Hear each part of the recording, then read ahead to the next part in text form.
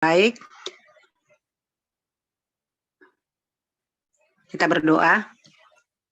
Bapak, terima kasih Bapak buat malam hari ini atas penyertaan-Mu Tuhan. Kami boleh berkumpul kembali Tuhan di dalam Zoom meeting ini Bapak. Itu dalam rangka kami mau belajar mengenal Tuhan lebih lagi Tuhan lewat firman Tuhan.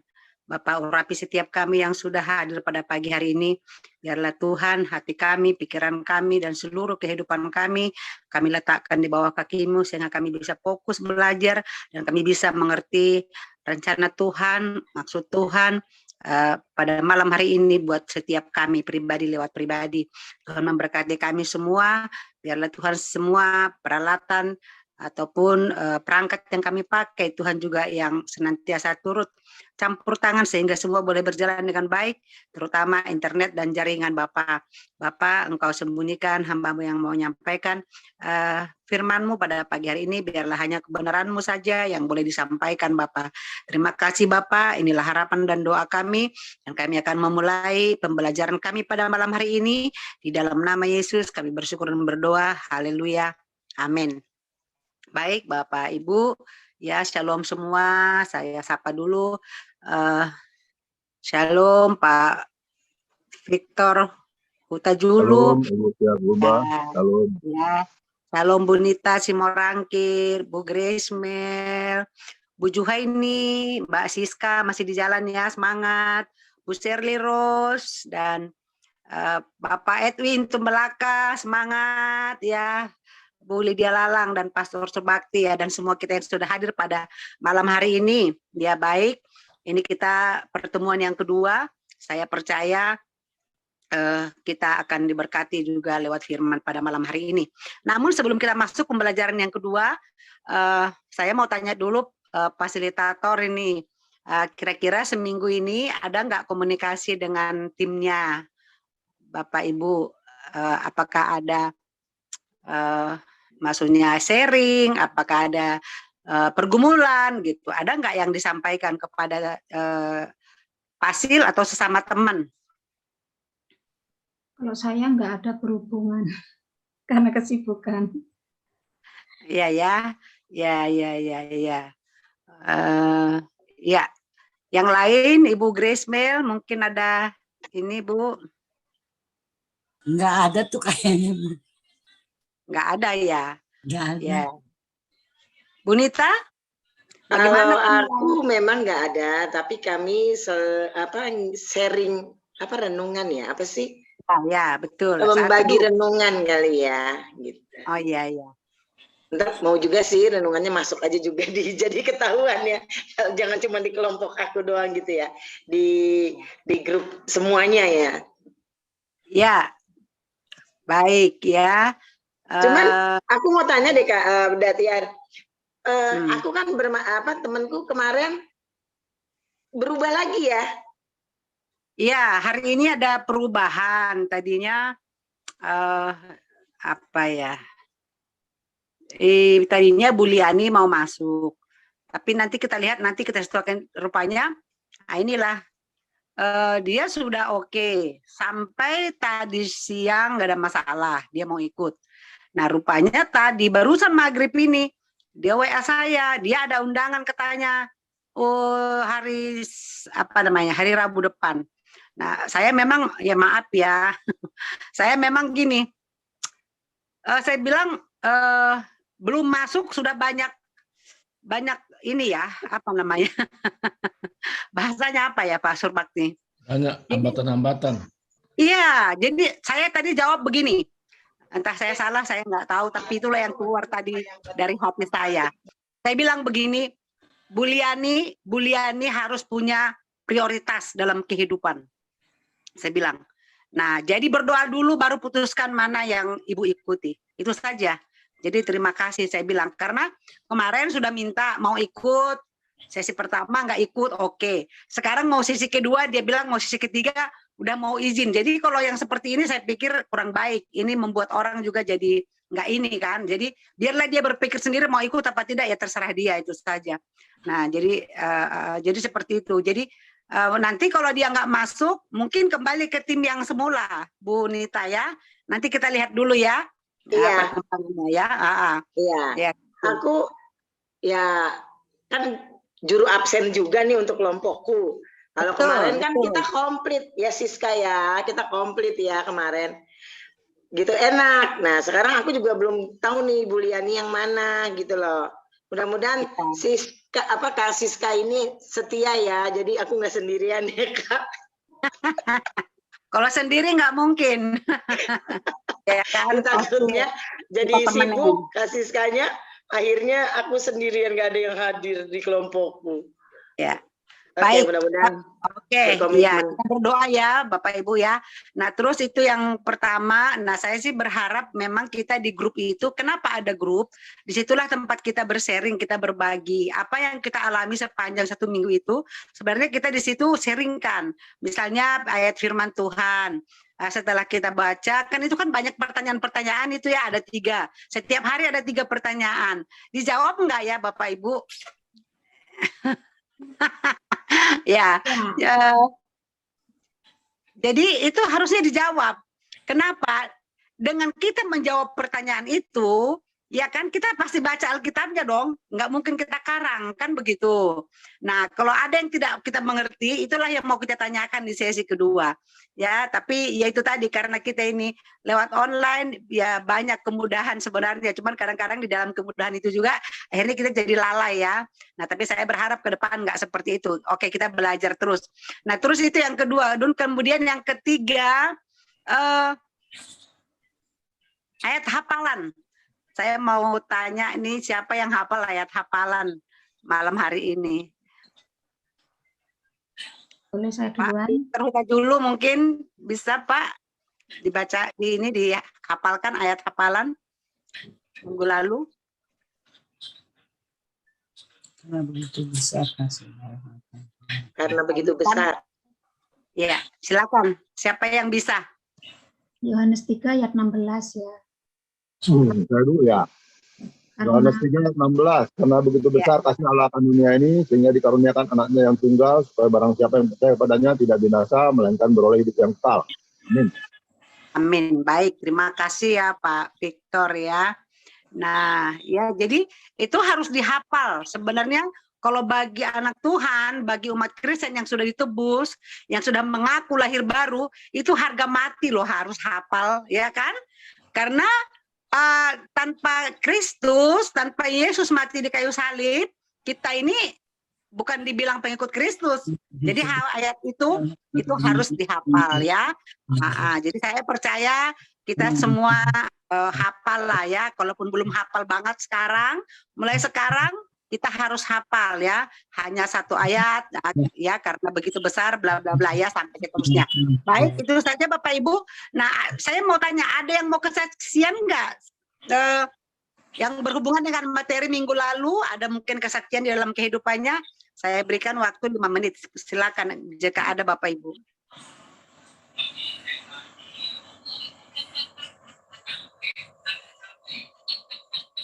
Belum, kita masuk pelajaran kedua. Ada Bapak Ibu?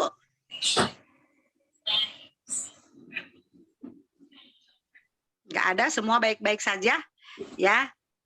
Namun saya mau refresh sedikit ya yang pelajaran minggu lalu. Pelajaran minggu lalu itu yaitu dengan judulnya kan kembali kepada rancangan awal ya. Nah, di mana Tuhan menciptakan manusia dan segala isinya itu, dia sebenarnya merancang manusia itu adalah makhluk yang paling mulia, makhluk yang serupa dengan Tuhan ya.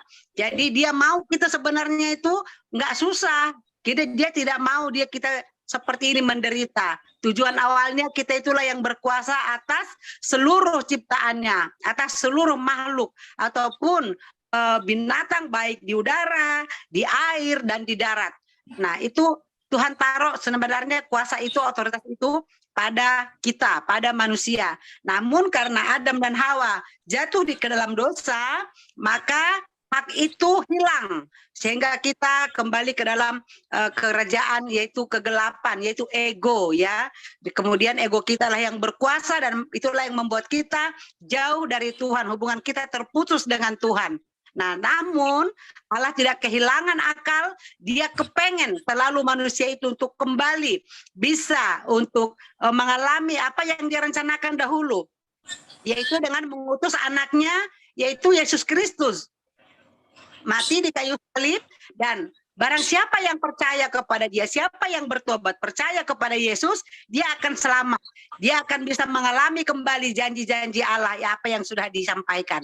Nah, intinya kita percaya, bertobat, meninggalkan kerajaan ego, masuk ke dalam kerajaan Allah, yaitu percaya penuh kepada Yesus Kristus. Itu refresh ya untuk minggu lalu. Jadi bagi Bapak Ibu yang tidak hadir, itu intinya ya.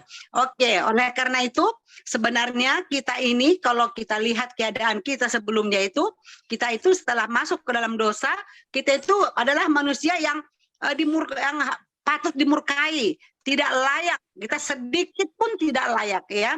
Nah, tapi dikatakan di situ di Efesus 2 ayat 1 sampai 10 kalau kita baca, semua karena anugerahnya, yaitu tadi karena dia tidak mau gambar dia itu hancur semua. Dia kepengen itu tetap terjadi, ya, tetap terlaksana. Tapi bagi siapa yang mau. Jadi intinya tergantung respon kita. Nah, saya percaya kita yang hadir pada malam hari ini, semua kita bersyukur, ya, jika Tuhan, jika Yesus mau mati buat kita, maka itulah menjadi jalan satu-satunya agar kita bisa menjadi ahli waris kerajaan sorga.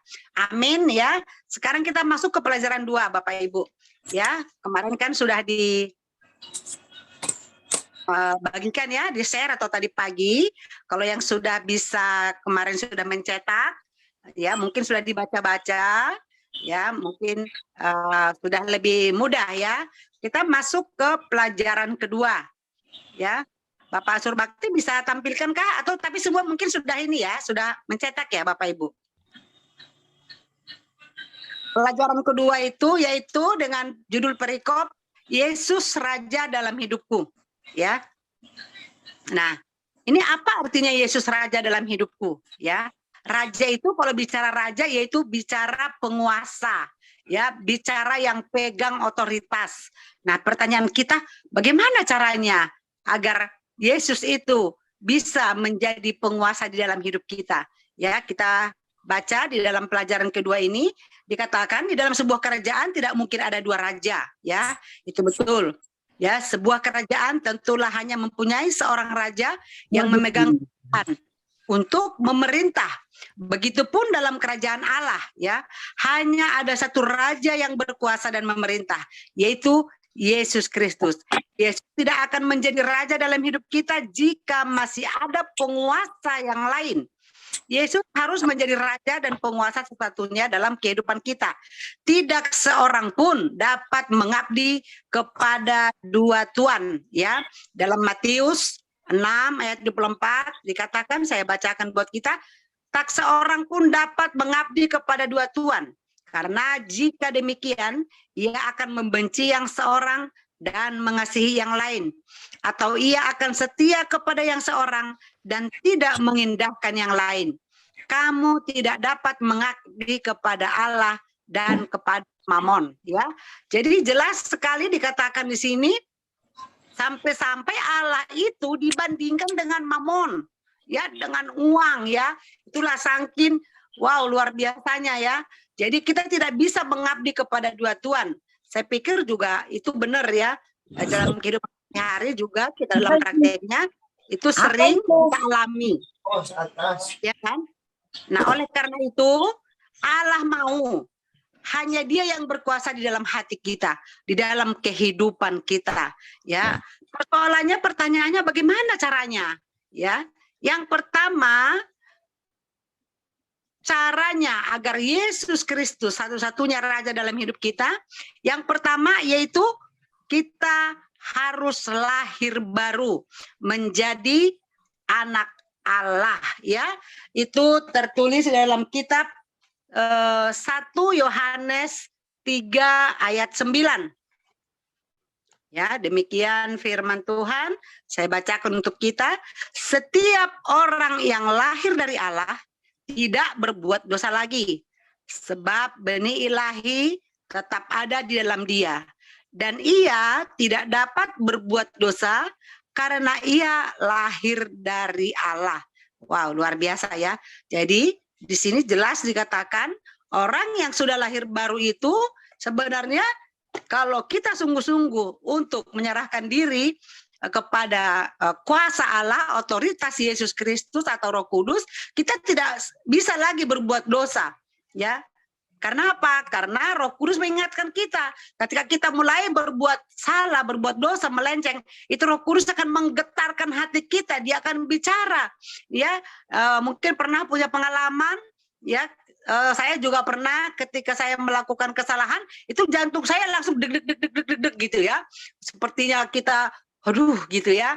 Nah, itu adalah Roh Kudus yang bicara di dalam hati kita bahwa itu kita salah, itu alarm dari Roh Kudus. Itu tidak boleh kita lakukan.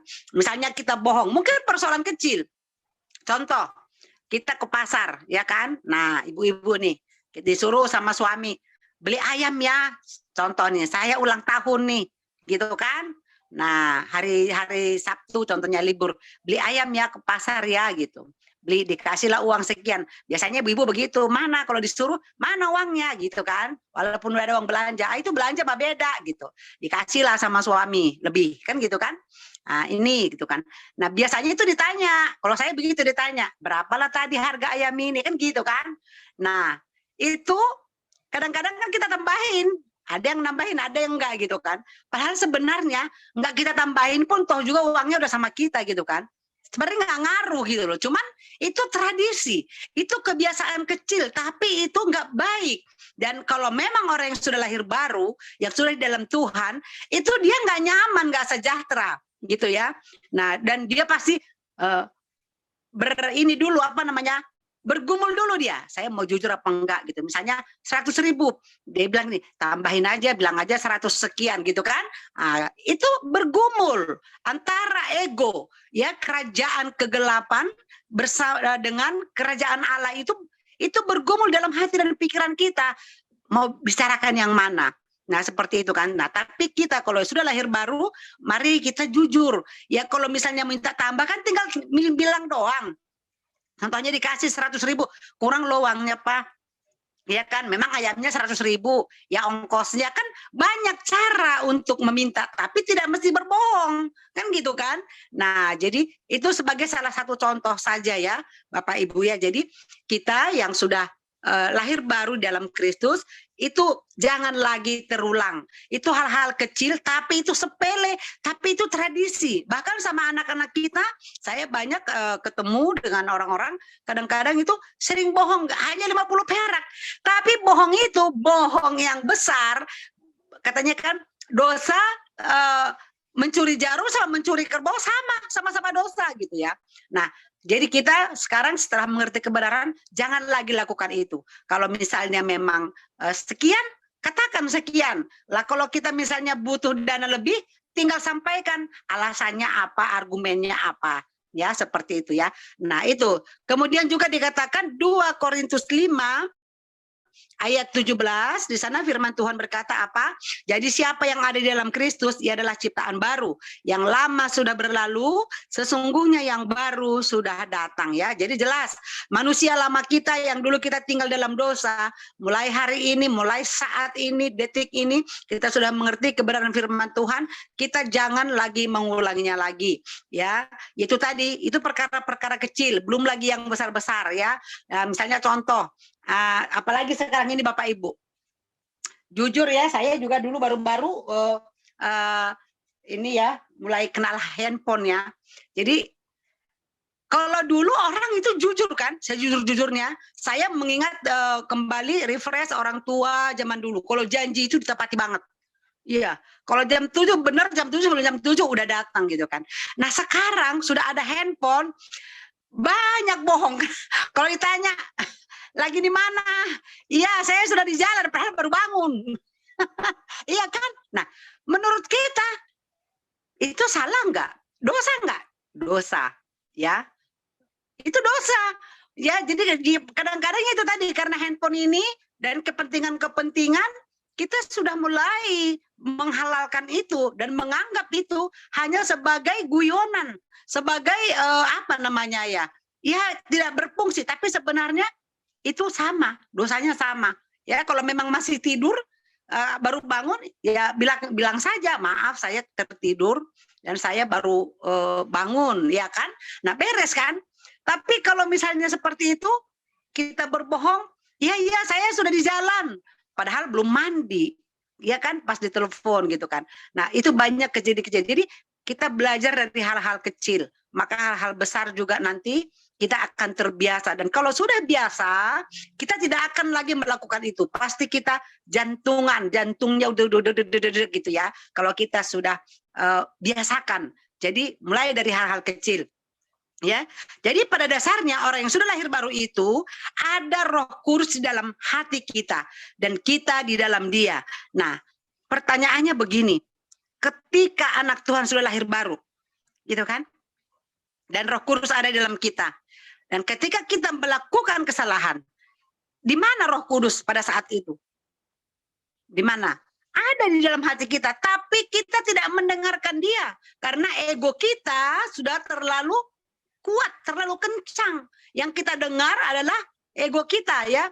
Nah, jadi kita udahlah, sekian aja kasih tahu. Apalagi misalnya gini, tadi ya kembali kita cerita tadi, apalagi kalau misalnya suami agak pelit ngasih duit kan, udah nanti kamu nggak bakal dikasih. Kalau kamu jujur udahlah katanya, mendingan kasih tahu aja langsung lebihin saja. Tapi itu dosa. Dan pada saat kita melakukan itu, maka Roh Kudus yang ada di dalam hati kita, dalam hidup kita itu, dia akan tertidur, dia akan diem dan kita tidak bisa mendengar suaranya. Ada suara itu, tapi kita tidak bisa mendengar.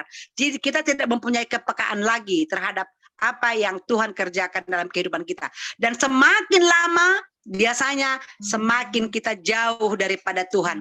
Kita tidak bisa lagi mendengar suara Tuhan dan itu akan membawa kita hanyut dan bahkan itu tadi bisa kita jadi ya jauh dari Tuhan ya, terputus hubungan dari Tuhan. Nah, Tuhan tidak mau itu. Oleh karena itu sekali lagi kita diingatkan apabila kita sudah lahir baru, mari kita aktifkan Roh Kudus itu. Kita peka dengan Roh Kudus itu dan kita belajar dari hal-hal kecil dan hal-hal besar. Belajar jujur, belajar setia, belajar terbuka, dan itulah bentuk pertobatan yang Tuhan mau dalam kehidupan kita. Itu yang pertama. Yang kedua, mati terhadap ego, ya, mati terhadap ego ya. Dalam kerajaan ego itu manusia lama kita, gaya hidup kita yang egosentris, ya, yaitu yang berpusat kepada diri sendiri, maunya kita. Saya maunya begini, gitu kan? Menurut saya begini, gitu. Jadi bukan apa kata Tuhan. Nah, contohnya seperti tadi. Dia sudah putuskan, saya ikut. Dari pertama sudah bilang, alasannya kemarin saya sedang di luar kota. Oke, kita ya bisalah terima akal. Nah, udah begitu, datang lagi. Ya, begini gitu. Nah, itu kerajaan ego kita mulai bertarung itu. Ya kan? Masuk nggak? Ikut nggak? Masuk nggak? Ikut nggak? Nah, jadi kalau kita memenangkan ego kita, maka yang menang siapa? Yaitu kuasa kegelapan. Akhirnya iblis yang menang. Tapi kalau bisa kita kalahkan itu dalam nama Yesus, saya lebih penting, saya lebih ya suka untuk mendengarkan suara Tuhan ataupun fokus kepada Tuhan daripada saya mendengarkan suara-suara dunia.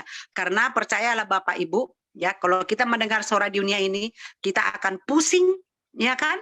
Kita akan mabuk dan kita tidak ada pendirian, tidak ada damai sejahtera. Kenapa? Karena dunia ini ya masing-masing mempunyai ego. Mereka juga kepengen saya lebih hebat, saya lebih sanggup, saya lebih bisa. Dan judulnya saya dan saya. Itulah ego. Aku dan aku. Tapi kalau kita sudah dalam Tuhan, bagaimana gini? Saya buat apa buat mereka? Ya, kita. Kami. Nah, itu kalau kita sudah di dalam Tuhan, kita memikirkan orang lain ya. Seperti itu Bapak Ibu. Ya, di dalam kitab Roma 6 ya, ayat 6 sampai dengan 11.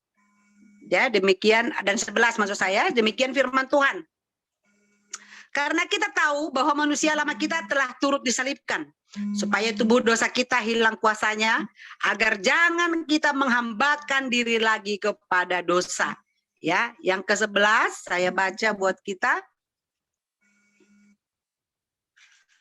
Demikianlah hendaknya kamu memandangnya, bahwa kamu telah mati bagi dosa, tetapi kamu hidup bagi Allah dalam Kristus Yesus. Ya, Bapak Ibu, sekali lagi tadi sudah jelas ya, kalau kita sudah ditebus oleh Tuhan, kita sudah hidup di dalam roh dan roh dalam kita. Jangan lagi sia-siakan itu. Jangan lagi kembali kepada kerajaan kegelapan itu. Ya, mari berjalan terus bersama dengan Tuhan. Andalkan terus Tuhan. Ketika kita di persimpangan, ketika kita mengambil keputusan, masuklah ke kamar berdoa. Tuhan, apa yang aku harus lakukan? Ya kan? Mana yang harus saya putuskan? Nah, itu kita harus datang kepada Tuhan. Karena kalau kita mengandalkan diri sendiri, maka nanti hasilnya tidak baik. Dan kita akan kecewa. Dan kita akan nanti balik kepada hamba dosa. Jelas tadi ayat 6 dikatakan ya. Jangan lagi menghambakan diri kepada dosa. Ya, hal-hal kecil. Ya, berbohong kepada anak. Ya, oh kita pikir, oh saya kan orang tua. Saya boleh dong. Nggak boleh. Ya, kalau kita berbohong, kita harus minta maaf kembali. Kita harus ya mengaku bahwa kita salah, ya, seperti itu Bapak Ibu. Nah, kemudian karena kita tahu akibat dosa itu adalah maut, ya kan? Akibat gaya hidup kita yang ego itu, yang berpusat kepada diri sendiri, maka manusia itu nanti jadi sombong, tapi juga bisa jadi minder. Ya, bisa juga menjadi kita orang yang cinta uang. Tadi dikatakan ya, hamba dengan mamon. Coba sebegitu besarnya, sebegitu kuatnya pengaruh mamon itu sampai disamakan ya. Bagaimana kita memilih mamon apa Tuhan? Tapi kita kalau yang sudah kenal Tuhan, maka kita akan pilih Tuhan. Dan juga ada pula kenajisan, ada kepahitan, ada amarah ya, mencari penghargaan. Nah, ternyata ada orang-orang yang mencari penghargaan. Pengen ini, pengen itu, pengen disanjung. Kalau tidak dia tersinggung. Itu orang yang belum pulih. Ya, belum mengerti, belum sepenuhnya di dalam Kristus, belum menempatkan Kristus sebagai raja atas hidupnya, belum memberikan peluang kepada Roh Kudus. Roh Kudus berkuasa dalam hatinya. Ya, saya juga sedang belajar. Terus kita belajar, setiap hari tidak ada yang tamat ya. Tetapi dikatakan, tetapi ketika kita menjadi manusia baru dalam kerajaan Allah, kita harus menyangkal dan mematikan ego kita, bahkan mendeklarasikan. Deklarasi itu seperti itu ya, apa namanya itu, mengatakan seperti deklarasi, seperti apa sih, proklamasi itu ya. Nah, kita katakan setiap hari bahwa manusia lama kita sudah mati, sudah dikubur dan bangkit menjadi manusia baru dalam Kristus Yesus. Yaitu tadi dalam 2 Korintus yang tadi saya sudah bacakan ya. Korintus 5 ayat 17. Baik, bagaimana cara yang ketiga agar Kristus menjadi raja dalam hidup kita dengan sepenuhnya? Yang ketiga, berserah total kepada Yesus Raja. Ya, saya minta Bu Grace Mel bantu saya untuk membaca Lukas 9 ayat 23 sampai 24. Bisa Bu Grace?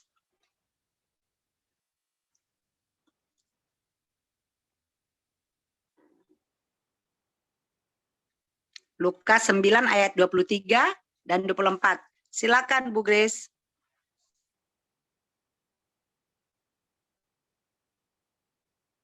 Belum dibuka kali mic-nya. Atau saya baca kali Bu Tiar, dia belum buka ya. Lukas, Bisa Bu Grace? Udah buka mic Pak. Silakan Bu Grace. Lukas 9 ayat 23 sampai 24. Ya. Katanya kepada mereka semua, setiap orang yang mau mengikut aku, ia harus menyangkal dirinya, memikul salibnya setiap hari, dan mengikut aku. Ayat 24, karena barang siapa mau menyelamatkan nyawanya, ia akan kehilangan nyawanya. Tetapi barang siapa kehilangan nyawanya karena aku, ia akan menyelamatkannya. Amin. Ya, baik. Terima kasih Bu Grace sudah membacakan buat kita ya. Jadi jelas sekali ya ketika kita menyerahkan kehidupan kita sepenuhnya kepada Tuhan, ya. Ketika kita sudah menjadi manusia baru, kita harus belajar hidup dalam kerajaan Allah, yaitu hidup yang Kristusentris atau berpusatkan kepada Allah. Pokoknya apapun itu tanyakan kepada Allah, ya. Apapun itu, tidak ada yang luput, ya. Misalnya kita mau pergi ke pasar, ya, serahkan, Tuhan, saya mau berangkat ke pasar hari ini. Ya, saya mau belanja bla bla bla bla bla. Kalau kita serahkan, itu semua perjalanan lancar, mulus, Bapak Ibu, yakin, ya. Nah, dan kita juga akan dipertemukan dengan orang-orang yang baik, orang yang murah hati, ya. Nah, ketika kita menyerahkan seluruh kehidupan kita, pikiran kita, perasaan kita, kehendak kita, tubuh kita, keluarga kita, harta keuangan, semua pekerjaan kita, masa depan kita diperintah sepenuhnya oleh Raja sebagai Raja dalam Tuhan, dalam hidup kita, maka hidup kita damai sejahtera, ya. Seperti kata hamba Tuhan, ketika masalah terjadi, ya kan? Nah, mungkin kita berpikir, waduh, saya sudah ditinggalkan Tuhan, kita sudah lahir baru, kemudian masalah terjadi. Ya, banyak menganggap begini, waduh, ini saya sudah mengikut Tuhan, ternyata begini, saya jadi banyak masalah. Ya kan, anak-anak saya jadi begini, anak-anak saya jadi begitu. Nah, itu namanya kita belum mengerti, belum peka dengan pekerjaan Roh Kudus. Apa yang seharusnya dilakukan oleh anak Tuhan ketika ada masalah, ketika ada problema? Yaitu tadi, datang kepada Tuhan, letakkan semua di kaki Tuhan, seluruh kehidupan kita, anak kita, ya, istri kita, suami kita. Nah, semuanya kita serahkan kepada Tuhan. Ketika itu kita serahkan, kita berdoa, maka Roh Kudus itu akan bicara. Tuhan, ajari saya apa yang saya harus lakukan, ya. Ya, saya banyak kesaksian-kesaksiannya, tapi saya percaya Bapak Ibu juga punya kesaksian, dan kami rindu sebenarnya yang bersaksi itu di pembinaan ini adalah Bapak Ibu. Apa yang Bapak Ibu alami ketika Bapak Ibu sudah mengerti firman Tuhan? Ya, dulu saya pikir, waduh, gimana ya caranya ya? Apakah benar Tuhan itu sampai sedetail itu? Ya kan? Peduli kepada saya. Dia tahu saya lagi ngapain. Dia tahu saya lagi mikirkan apa. Dia tahu anak saya bagaimana. Dulu saya sempat berpikiran seperti itu, Bapak Ibu. Nah, tapi setelah saya mengikuti pemuritan demi pemuritan, kemudian memang benar-benar belajar menyerahkan kepada Tuhan, ya, nggak ada yang tamat sampai akhir menutup mata, tidak ada yang tamat. Ketika itu kita lakukan, ternyata benar Tuhan itu peduli semua akan kehidupan kita. Hari ini kita ada ini juga karena anugerah Tuhan. Ya, saya bersyukur saya lihat ada Ibu Liani, salam Bu Liani, ya. Terima kasih buat keputusan yang Ibu berikan.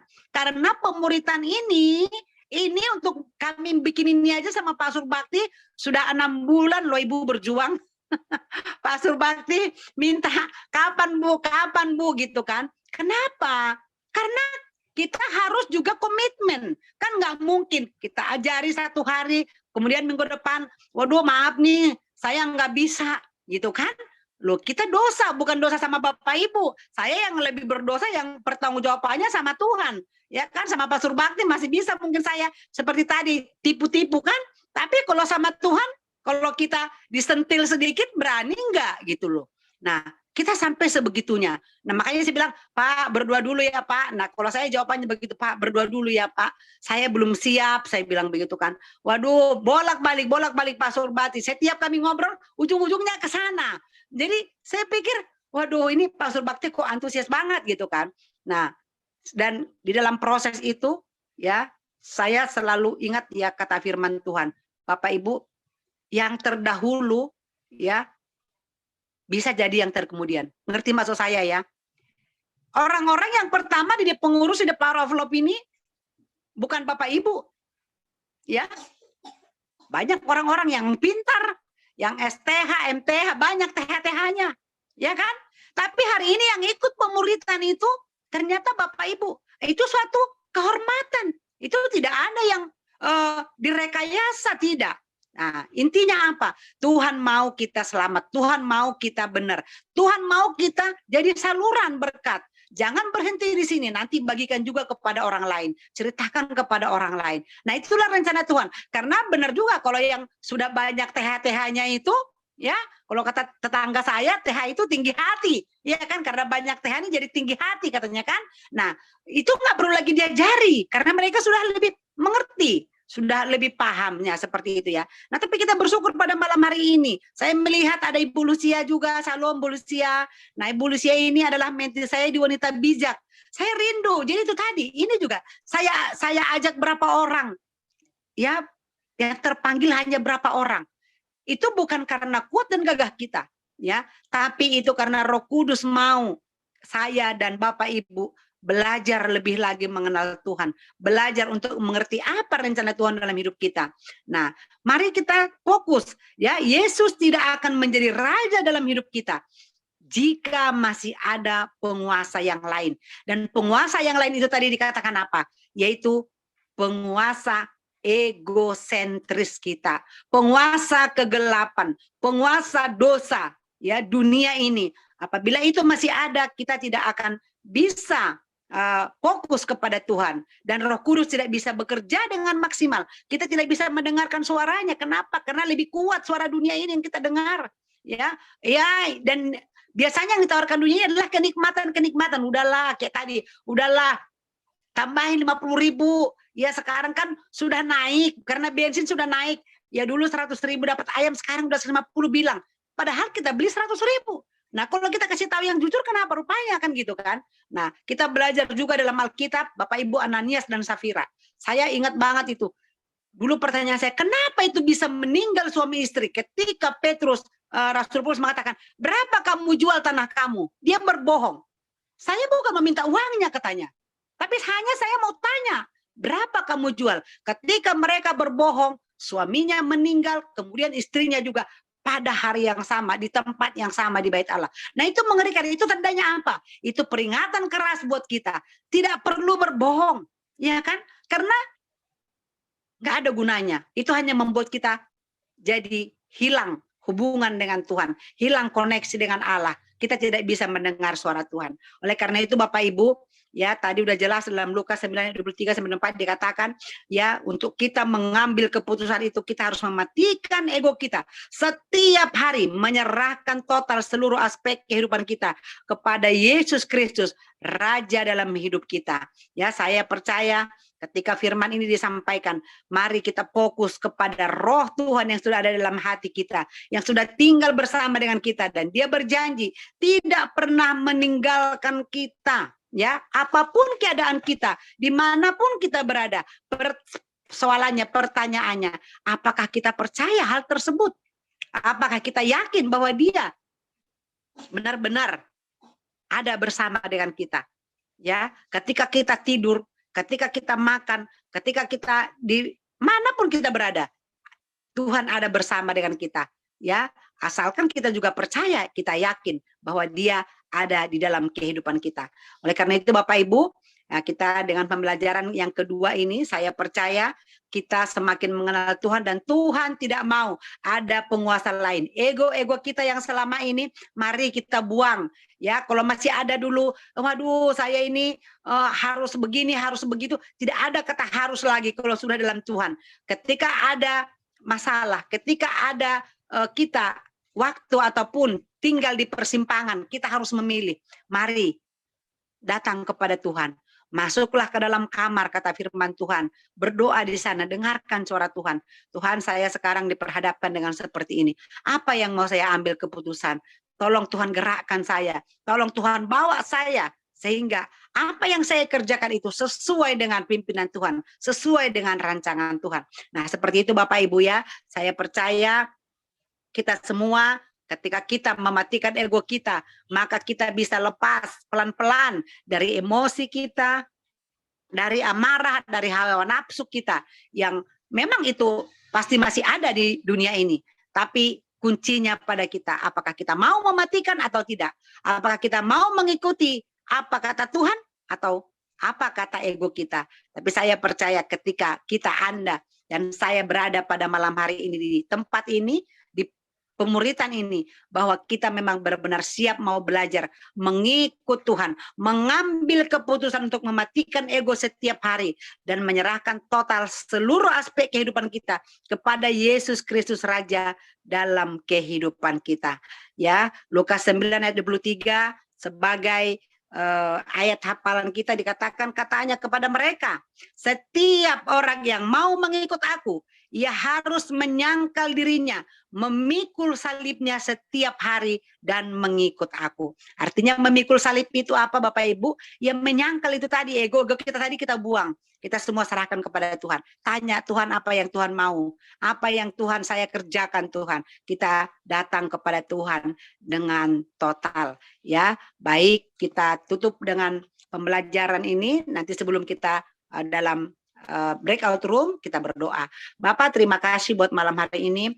Kami sudah belajar ya Tuhan, bagaimana agar kami Tuhan bisa hidup di dalam Engkau dan Yesus Kristus sebagai satu-satunya Raja dalam kehidupan kami, penguasa tunggal dalam hati dan pikiran kami dalam kehidupan kami, yaitu Tuhan agar kami mau Tuhan hidup lahir baru menjadi anak Allah, anak yang sudah Engkau pilih, yang sudah mengandalkan Tuhan, dan juga kami mematikan setiap ego kami, setiap kesombongan kami, keangkuhan kami, amarah kami, bahkan mencari-cari penghargaan, dan kami boleh berserah total kepada Yesus Raja dan sebagai Tuhan kami yang sudah menyelamatkan kami, yang sudah memilih kami Tuhan. Kami bersyukur buat malam hari ini Bapak. Semua ini karena anugerah-Mu, semua ini karena kebaikan-Mu Tuhan. Engkau melayakkan kami Bapak sehingga kami boleh belajar pada malam hari ini. Terima kasih Bapak buat malam hari ini. Terima kasih buat partisipan ataupun peserta yang sudah hadir.